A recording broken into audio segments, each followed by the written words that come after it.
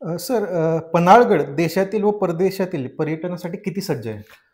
खरं म्हणजे पन्हाळासारखा एक महाराष्ट्राचा दैदिप्यमान किल्ला हा पर्यटकांसाठी कायमच सज्ज असतो. सर्वसाधारण भारताच्या स्वातंत्र्यानंतर किंवा स्वातंत्र्यपूर्व काळामध्ये सुद्धा अ, राजर्षी शाहू महाराजांनी पन्हाळ्याला आंतरराष्ट्रीय पर्यटनाचा दर्जा दिलेला आपल्याला पाहायला मिळतो. अ, त्यातल्या काही महत्त्वाच्या गोष्टी इथं नमूद करायला पाहिजेत. अ, राजर्षी शाहू महाराजांनी जे कोणी त्यांच्याकडे परदेशी पर्यटक किंवा राजांच्या राज्यकारभारामध्ये जी काही लोकं येत होती, त्यातल्या बऱ्याचशा लोकांना पन्हाळ्यावरती ते घेऊन यायचे. पन्हाळ्यावरती राजर्षी शाहू महाराजांनी गेस्ट हाऊस मोठं बांधलेलं होतं. तिथं त्यांचे पाहुणचार वगैरे केला जायचा. त्याचबरोबर डॉक्टर बाबासाहेब आंबेडकरांच्या बद्दलची एक फार मोठी अ, गोष्ट पन्हाळ्याच्या बाबतीत आहे. अ, गोपाळ तीर्थ नावाची जी बाग आहे 3 दरवाजेच्या कडेला, तिथं डॉक्टर बाबासाहेब आंबेडकरांना शाहू महाराजांनी काही एक 2-2.5 एकर जमीन ही कायमस्वरूपी त्यांच्या नावाने त्यांना लिहून दिलेली आहे, की डॉक्टर बाबासाहेब आंबेडकर हे भारतीय राजकारणातले एक अजरामर व्यक्तिमत्व, भारतरत्न स्वतः आणि त्यांनी घटनेचे जे काही घटना दुरुस्तीमध्ये जे काही काम करत होते किंवा ते फॉरेनमध्ये शिकून आलेले होते. त्यामुळं डॉक्टर बाबासाहेब आंबेडकरांना राजर्षी शाहू महाराज हे बॅरिस्टर म्हणायचे कायम. आणि त्यांच्या शिक्षणाचा गौरव आणि त्यांना एकांतवास मिळावा, त्यांना शैक्षणिक कार्यात कोणता अडथळा येऊ नये, ह्या एका मोठ्या उद्देशानं लोकराजे राजर्षी शाहू महाराजांनी डॉक्टर बाबासाहेब आंबेडकरांना ती जमीन दिलेली होती. आता हे दृष्टिकोन हा फार पूर्वीपासूनचाच आहे. आता राजर्षी शाहू महाराजांच्या नंतर त्यांचे पुत्र राजाराम महाराजांचा सुद्धा वारसा या गडाला लाभलेला आहे. त्यांनीही आपल्या वडिलांनी जे काही परंपरा इथं चालू आहे, म्हणजे राजर्षी शाहू महाराजांनी परत पन्हाळ्यावरती जसं मगाशी मी सांगितलं, पन्हाळा टीसारखं एक चहा केला, कॉफी केली, जी जगभर प्रसिद्ध झाली आणि जगभरातल्या पर्यटकांना हे आकर्षणाचं केंद्र झालं होतं. राजाराम महाराजांच्या कालखंडामध्ये सुद्धा पन्हाळ्याचं ते आकर्षणाचं केंद्र तसंच राहिलं. परत काही काही रेकॉर्ड एक असं बघायला मिळालं, की आपण जो वाघ मगाशी उल्लेख केला इब्राहिम आदिलच्या सेकंडनी जो बांधला होता, तो वाघ तोफेच्या मारेनं ढासळलेल्या अवस्थेमध्ये होता. आणि त्याच्या खाली आता जे तबक उद्यान आहे, ते पूर्वी फॉरेस्टच्या डिपार्टमेंटमध्ये आजही फॉरेस्टच्या डिपार्टमेंटमध्ये आहे. फॉरेस्टच्या ताब्यात आहे. तर त्यांचा एक रेंज फॉरेस्ट ऑफिसर जो होता, त्यांनी तिथं काही डागडुजीचं काम त्या वाघ दरवाजाचं केलेलं आहे. त्याच्यासुद्धा कामासाठी कोल्हापूरच्या राजघराण्यांनी मदत केलेली आहे आणि ते लोकवर्गणीतून तो परत तिथं ते सगळं उभारण्यात आलेलं आहे. तर आंतरराष्ट्रीय पर्यटनाच्या दृष्टीनं पन्हाळ्याला जर आपण बघायला गेलं, तर जगातलं जे काही बेस्ट आहे, ते पन्हाळ्यावरती आणण्याचं काम त्या कालखंडातल्या लोकांनी केलेलं आहे. उदाहरणार्थ, मगाशी मी जसं तुम्हाला सांगितलं, की नशापूरमधला जो उमर खय्याम आहे, त्याच्या कविता पन्हाळ्यावरती पाहायला मिळतात. सिराजमधला हाफिज सिराजी जे आहेत, जे जगप्रसिद्ध कवी होऊन गेले. आजही जर लता मंगेशकरांची गाणी जशी जगप्रसिद्ध आहेत, मायकल जॅक्सन जरी आफ्रिकेमध्ये जन्मला असला, अमेरिकेचा सिटिझन असला, तरी आज भारतातले बारकी पोरं सुद्धा मायकल जॅक्सनला ओळखतात. तसे त्या कालखंडामध्ये जे जगातले बेस्ट गायक, लेखक, कवी ह्यांच्या कविता पन्हाळ्यावरती इन्स्क्रिप्टाइज केल्या गेलेल्या आहेत. गडावरती नास्तालिक स्क्रिप्टसारखी भारतातली एकमेव एक इन्स्क्रिप्शन सुरुवातीच्या काळातली गडावरती आहे. छत्रपती शिवाजी महाराजांच्या कालखंडामध्ये गडावरती जो पन्हाळ्याचा वेढा झाला, त्याच्या पाऊलखुणा ह्या पन्हाळ्यावरती आहेत. संभाजी महाराजांनी जे काही धोरणात्मक निर्णय घेतले, ते पन्हाळ्यावरती त्याचे वसे आहेत. इब्राहिम आदिलशाहनं जो काही सज्जाकोटीचा जो ती बिल्डिंग बांधली, त्या बिल्डिंगमध्ये सुद्धा छत्रपती संभाजी महाराजांनी बऱ्याच काळ वास्तव्य केलेल्याचे उल्लेख बऱ्याच ठिकाणी आढळतात. एक महत्त्वाची गोष्ट मगाशी सांगण्याच्या ओघात राहून गेली, की एक इब्राहिम आदिलशाह दुसऱ्यानं एक नवरस नावाचं एक फेज तयार केली होती आणि ह्या नवरस फेजमध्ये त्यानं 18 नवरस केले होते. आता हे नवरस काय आहे? तो इब्राहिम आदिलशाह दुसरा जो होता, तो 9च्या प्रेमात जास्त होता. त्याला कुठलीही गोष्ट झाली, की त्याला 9 हा अंक किंवा शब्द हा वापरायचा त्याला सवय होती. त्याच्यामध्ये त्यानं नवरसपूर शहर विजापूरच्या कडेला बसवलं, नवरस झेंडा केला, नवरस ईद केली, नवरस मदिरा केली, नवरस वाद्य केलं, नवरस राग केला, नवरसचा गेट बांधलं. तसं नवरस गज नावाचं एक मेजरमेंट केलं आणि त्यानं त्या सज्जाकोटीच्या इन्स्क्रिप्शनमध्ये ते लिहिलेलं आहे. तो मकसूद आका नावाचा जो कॅलिग्राफर होता किंवा ज्यानं बांधलं, त्यानं म्हणतोय, की "हे माझ्या सुंदर चेहऱ्याच्या राजा, गडाच्या माथ्यावरती जी काही मी इमारत बांधली, त्याला तू अक्षय अभय दे." तो परमेश्वराला प्रेयर करतोय आणि त्याच्यात ते म्हणतोय, की "ही इमारत 1 नवरस रुंद व 2 नवरस उंच आहे आणि हिला तू अक्षय अभय दे." तर 1 नवरस रुंद म्हणजे किती? सर्वसाधारण 26 ते 27 फुटाच्या आसपास. 27 फूट म्हणजे 279 आणि सर्वसाधारण परत 54 फूट उंच म्हणजे 549 असं असं ते परत ते नवरस आहे. म्हणजे हे नवरस जे आहे, हे नवरस जे 18 नवरस इब्राहिम आदिलशाहने इंट्रोड्यूस केली त्याच्या लाईफमधले. त्यातलं एक महत्त्वपूर्ण नवरसचं एकमेव एक जगातलं उदाहरण, ज्याच्यामध्ये नवरस हे मापाच्या स्वरूपात लिहिलं गेलंय, ते पन्हाळ्याच्या सजावटीमध्ये. ही आंतरराष्ट्रीय अभ्यासकांच्या दृष्टीने महत्त्वाच्या गोष्टी आहेत. पन्हाळ्यावरचे अभ्यासक्रमामध्ये पन्हाळ्याचं न्यूमिस्मॅटिक ताराणी साहेबांनी जो अ, पन्हाळा रुपया फ्लॅन जो आणला किंवा त्याच्यानंतर शिवाजी जे त्यांचे पुत्र होते त्यांच्या कालखंडामध्ये आला. तर ह्याच्यामध्ये ह्या सगळ्या गोष्टी हे पन्हाळ्याचं न्यूमिस्मॅटिक हे सुद्धा आंतरराष्ट्रीय दृष्टीनं अभ्यासण्यासारखी गोष्ट आहे. पन्हाळ्याची जिओग्राफिकल कंडिशन अभ्यासता येते. पन्हाळ्यावरती बायोडायव्हर्सिटी आहे. पन्हाळ्यावरती पक्षी निरीक्षणासाठी तबक उद्यान ही एक अतिशय महत्त्वाची गोष्ट आहे. जे पक्षी निरीक्षक आहेत ते तिथं काम करू शकतात. ज्यांना बुद्धिझमवरती ज्यांना खरंच काम करायचं आहे त्यांना किंवा जैन एन्शंट ज्या रिलिजियस आस्पेक्ट्स होते त्याच्यावरती काम करायचं आहे किंवा हिंदू ह्याच्यावरती काम करायचं आहे. अशा लोकांनी सुद्धा पन्हाळ्याला भेटी द्यायला पाहिजेत. कारण की धार्मिक ह्याच्यामध्ये सुद्धा पन्हाळ्याचे बरेचसे स्थित्यंतर आपल्याला बघायला मिळतात. पन्हाळ्यावरती धर्मनिरपेक्ष किल्ला असा तो किल्ला आहे, ज्याच्यामध्ये हिंदू आणि मुस्लिम धर्माच्या बऱ्याचशा गोष्टी ह्या केल्या जातात. कारण की सदोबाचा जो उरूस होतो, त्याचा मान मराठा समाजातल्या सरदार लोकांच्याकडे आहे.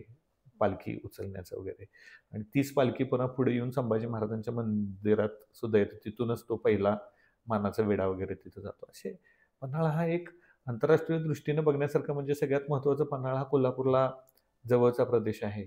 पन्हाळ्यासारख्या जवळच्या किल्ल्याच्या शेजारी ज्योतिबासारखं अखंड दख्खनचा राजा ज्योतिबाचं मंदिर आहे. पन्हाळ्याच्या परिसरामध्ये पोहाळ, पांडवदऱ्यासारखे केव्ज आहेत.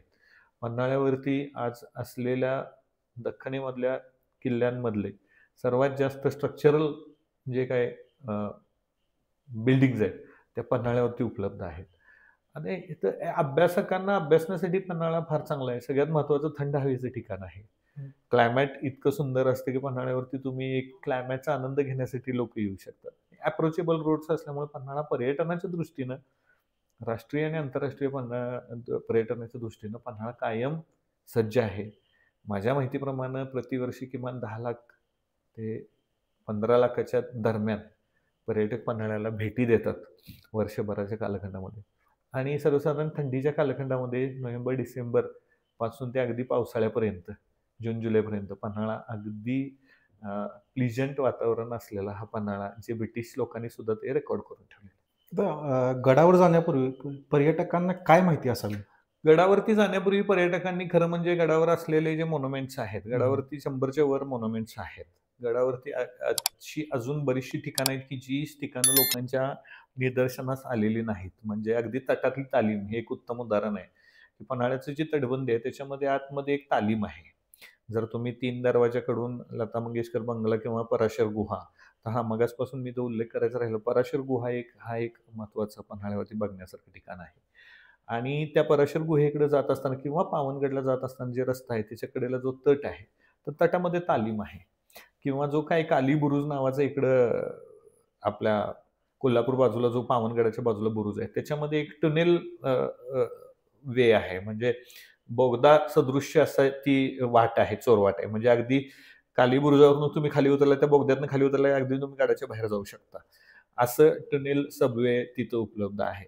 गडावरती बरेचसे ऑर्नामेंटल स्ट्रक्चर्स किंवा ऑर्नामेंटल डिझाइन असलेले स्ट्रक्चर्स उपलब्ध आहेत. असं त्यामुळं गडावरती बघण्यासाठी पर्यटकांनी पूर्वी पहिल्यांदा गडाचा अभ्यास, माहिती असलेलं पुस्तकं, काही अभ्यासकांची आपण असं जसं टेलिकास्ट करतोय असे टेलिकास्ट बघावे किंवा काही जे ह्याच्या आधी ज्या लोकांनी पन्हाळ्याचे जे काही लिखाण करून ठेवलेलं आहे, पन्हाळ्याच्या लिखाणाचा जर अभ्यास करायचा म्हटलं तर पन्हाळ्यावरती अनेक वर्ष अनेक उत्कृष्ट लेखकांनी पन्हाळ्याच्याबद्दल लिखाण केलेलं आहे. ते उपलब्ध आजच्या घडीला नुसत्या पन्हाळ्याची 100च्या वर पुस्तकं उपलब्ध आहेत मार्केटमध्ये.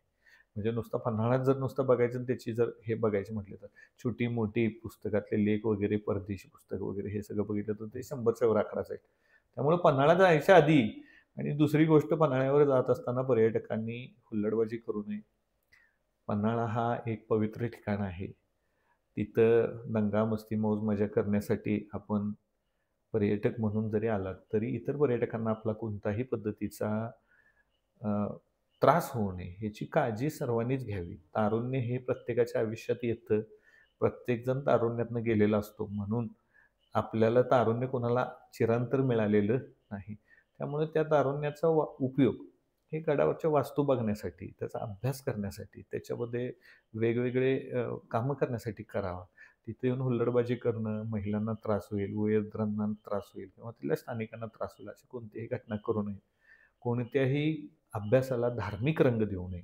कारण की कोणताही अभ्यास हा निरपेक्षपणानं आणि धर्माच्या कचाट्यात न अडकता जर तुम्ही केलात उघड्या डोळ्यांनी, तर तो अभ्यास परिपूर्ण होतो. आपण कुठल्या धर्माचे फॉलोअर्स किंवा कुठल्या धर्माचे विरोधक नाही आहोत. आपण अभ्यासक आहोत. ह्या दृष्टिकोनातनं जर अभ्यास करून जर लिहिलेलं लिखाण जर लोकांनी वाचलं, तर पन्हाळा हा समजून घेण्यासाठी खूप काही मोठा खजिना आहे. स्वराज्याचा खजिना पन्हाळगड आहे असं म्हटलं तर काय वावगं ठरणार. आता पन्हाळगडाचं भौगोलिक आणि नैसर्गिक महत्त्व काय आहे? पन्हाळगडाचं भौगोलिक आणि नैसर्गिक महत्त्व म्हणजे पन्हाळ्याचं सगळ्यात महत्त्वाची गोष्ट म्हणजे पन्हाळा हा ॲडजॉइनिंग सेंटर आहे. ॲडजॉइनिंग सेंटर इन सेन्स कसं आहे, की पन्हाळ्याची पूर्व बाजू जी आहे ती पठारी प्रदेशाशी कनेक्टेड आहे आणि पन्हाळ्याची जी पश्चिम बाजू आहे, ती सगळी कोकणाच्या कोकण कडा किंवा सह्याद्रीच्या घाटमाथ्याशी कनेक्टेड आहे. जर पन्हाळ्यावरती तुम्ही कोकणातून, तळ कोकणातून असेल किंवा घाटमाथ्यावरून जर कनेक्टिव्हिटी करायची असेल, तर तुम्हाला वाघ दरवाजा आणि तीन दरवाजासारखे 2 दरवाजे आहेत किंवा राजदिंडीसारखा दरवाजा होता किंवा पुसाटी बुरुजाकडनं तुम्ही सहज गडावरती उपलब्ध येऊ शकता. आणि जर तुम्हाला इकडून पठारी प्रदेशातनं गडावर जायचं असेल, तरीसुद्धा वाघ दरवाजा आणि 4 दरवाजा हे 2 अप्रोचेबल गेट्स त्या गडाच्या ह्याच्यासाठी उपलब्ध आहेत. त्यामुळं पन्हाळा हा भौगोलिकदृष्ट्या अशा ठिकाणी वसलेला आहे, की जिथं ऊन, वारा, पाऊस यांचं समप्रमाणात वेदरिंग ॲटमॉस्फिअर म्हणजे ते सॉरी ॲटमॉस्फिअरिक कंडिशन्स तिथं उपलब्ध आहेत. पाणी मुबलक प्रमाणात उपलब्ध आहे. गड उंचीनं जरासा उंचीनं कमी असल्यामुळं अप्रोचेबल रोडवेज आहेत. गडावरती सगळ्यात महत्त्वाची म्हणजे लोकवस्ती असल्यामुळं कोणताही त्रास किंवा अगदीच आडमार्गाला जाण्यासारखा गड नाही. गडावरती अबालवृद्धांपासून सर्वांना गडावरची सगळी ठिकाणं बघता येतात. तसं पन्हाळ्याची वॉटर मॅनेजमेंट बॉडी हे चांगले आहे. त्यामुळं गडाचं नैसर्गिक आणि भौगोलिक गडाला सगळ्यात महत्त्वाचं मगाशी मी सांगितलं पक्षी निरीक्षण केंद्र आहे. गडावरती अवकाश निरीक्षण केंद्र आहे शिवाजी विद्यापीठाचं.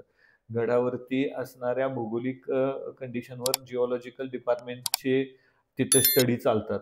भूस्खलनासारखे जे काही मध्ये हे चालले होते त्यावेळी वर्ल्ड बँकेकडून काही एक्सपर्ट लोक येऊन ते त्याचा स्टडी केलेला आहे. आणि ही एक पन्हाळ्याच्या बाबतीमध्ये नैसर्गिक अशा बऱ्याचशा गोष्टी आहेत, की ज्या पन्हाळ्याच्या उंची भरपूर वाढवतात.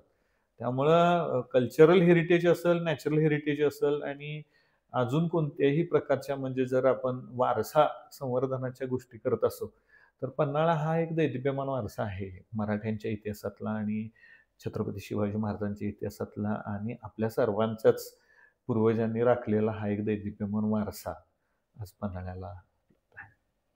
आता पन्हाळा गडातील सण हं. किंवा जत्रा असे कुठले महोत्सव ह्याबद्दल थोडं सांगा. पन्हाळ्यावरती खूप सारे पन्हाळ्यावरती आज 1000 पेक्षा जास्त लोक राहतात. त्यामुळे गडावरती देवी देवतांचे उत्सव, हिंदू परंपरेनं जे काही उत्सव आपल्याला जे प्रत्येक महिन्याचे मासिक उत्सव असतात ते, स्थानिक उत्सव असतात ते सर्व होतात. गडावरती सगळ्यात मोठा उत्सव असतो तो नवरात्रीचा उत्सव असतो.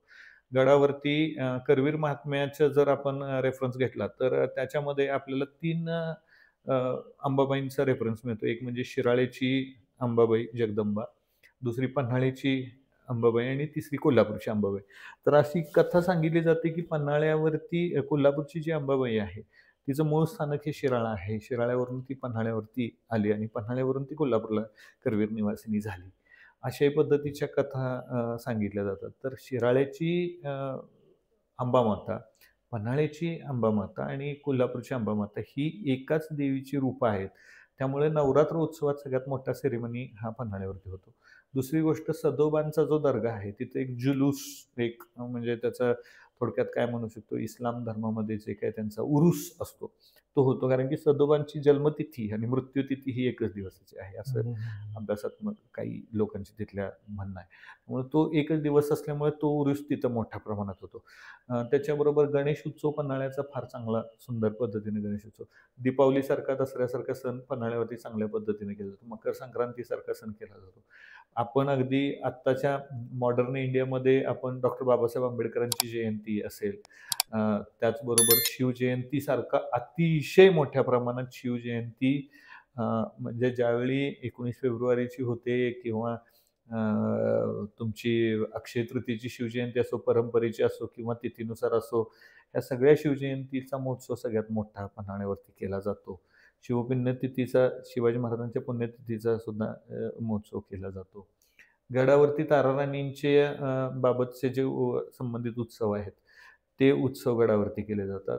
गडावरती नगर परिषद असल्यामुळे नगर परिषदेच्या माध्यमातून स्वातंत्र्य दिन, प्रजासत्ताक दिन, 1 मे महाराष्ट्र दिन, हे सगळे उत्सव शासकीय सर्व कार्यालय पन्हाळ्यावरती कोर्ट आहे, तालुका कोर्ट आहे, पन्हाळ्यावरती सिव्हिल हॉस्पिटल आहे, पन्हाळ्यावरती तालुक्याचं पोलीस स्टेशन आहे, पन्हाळ्यावरती इलेक्ट्रिसिटीचं मोठं ऑफिस आहे, पन्हाळ्यावरती भूनगर संपादनाचं त्याचं ऑफिस आहे, पन्हाळ्यावरती अ, तलाठी कार्यालय, तहसीलदार, प्रांत हे प्रशासनातले सगळे प्रमुख लोक पन्हाळ्यावरती बसतात. त्यामुळं काय आहे, की पन्हाळा हे तालुक्याचं ठिकाण असल्यामुळं पन्हाळ्यावरती सगळे नैसर्गिक उत्सव, सण-सुदी ह्या पन्हाळ्यावर केल्या जातात आणि अतिशय समागमानं, एकजुटीनं पन्हाळकर हे सगळे उत्सव साजरे करतात.